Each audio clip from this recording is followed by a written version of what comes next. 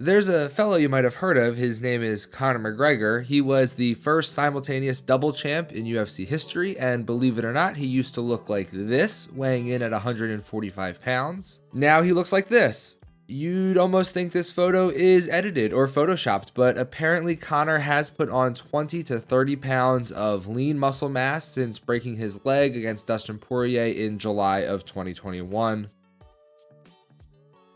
I'm going to have to say allegedly a lot in this video, because if I don't add an allegedly after I talk about what I think Conor is doing, then I'm pretty sure I'll get sued, so I'll pepper in some allegedly to prevent that. Not allegedly, Conor McGregor has not been tested by USADA since the third quarter of 2021. He is recovering from a major injury. If you were trying to think of the perfect combination of factors that would make you think someone is juicing, I think this would be it. I don't know what exact things he'd take because I have no experience with the sauce, but it stands to reason that whatever extra stuff he's allegedly taking to speed up his recovery has also helped him to add on this size. Once people realized and started pointing out that Conor hasn't been tested in forever, he and USADA and Dana White said that Conor is not currently in the testing pool, and according to Conor, he plans on returning to the testing pool in February, which, you know, plenty of time to cycle off whatever he's allegedly on in order to not fail a test once he's back in the pool. Anthony Smith had said something about Conor not being in the testing pool and how stupid that is, and in this response on Twitter, Conor seems to inadvertently admit something he probably didn't want to.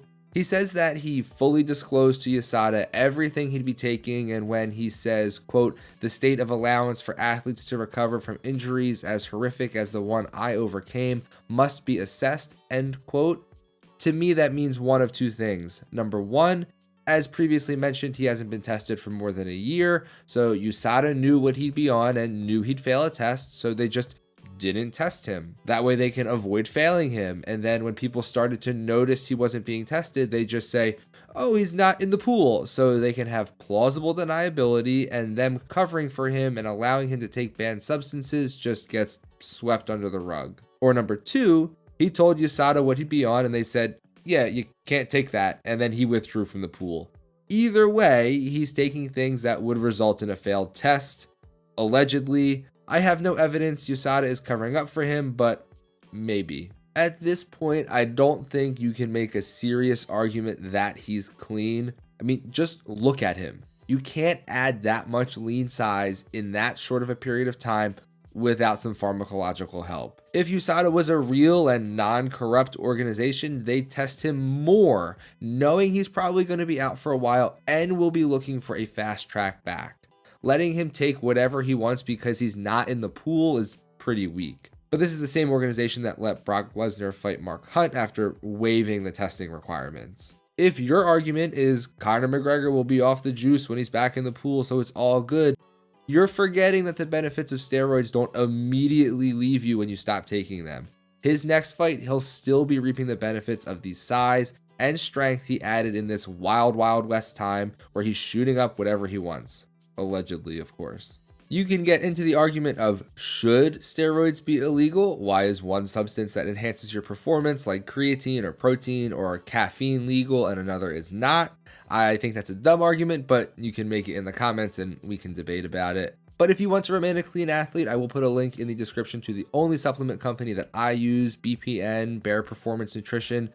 Their stuff is guaranteed to be free from accidental contamination because each batch is independently tested. So you won't be one of those cheaters who has to roll out the, it was a tainted supplement, I didn't know it was in there, I swear, like every dork who fails a drug test. I have a video coming later this week about supplements and what I take and why, so make sure you're subscribed so you don't miss that. But yeah, the link to BPN is below. Their stuff is really good on top of being clean. Now, as far as Conor goes, if it were me and I stood to make millions of dollars if I fight again, win or lose, and I have access to the best medical staff in the world and access to whatever medicine they prescribe, I have to admit I'd have a hard time not taking whatever they told me would help me heal faster.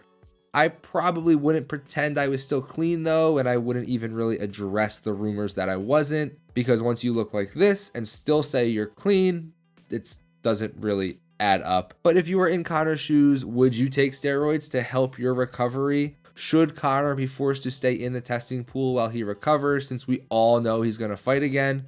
Let me know the answers to both of those questions down in the comments. Like I said, I have a video coming out in a few days about supplements for MMA and BJJ and what you should take and what you definitely should not take.